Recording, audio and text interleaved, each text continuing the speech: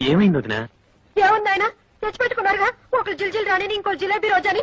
వాళ్ళిద్దరు కలిసి పక్కింటి పిల్ల ముందు నా పరువు తీసి ఒకరు హిందీలోను ఒకరు ఇంగ్లీష్ లోను నన్ను నానా మాటలు అన్నారు.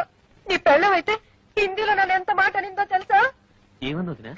అచ్చి బహన్ అని తిట్టిందయ్యా. అచ్చి బెహన్ అంట. హిందీలో అచ్చి అంటే పిచ్చి నాకు తెలీదా? వదినా, అచ్చి బెహన్ అంటే మంచి అక్క అని అర్థం. చూడయా పెళ్ళని ఎలా వెనకేసుకొస్తున్నాడు. Very bad. నీ పెళ్ళం ఏం తక్కువ కాదు, నన్ను ఇంగ్లీష్ లో నానా కూతలు కోసింది.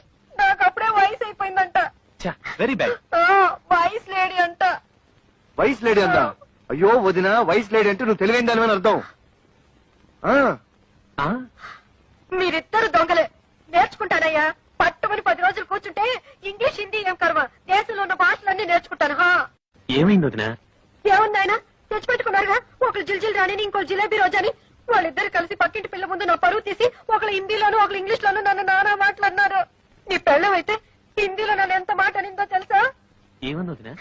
అచ్చి బహన్ అని తిట్టిందయ్యా. అచ్చి బెహన్ అంట. హిందీలో అచ్చి అంటే పిచ్చి నాకు తెలీదా? వదినా, అచ్చి బెహన్ అంటే మంచి అక్క అని అర్థం.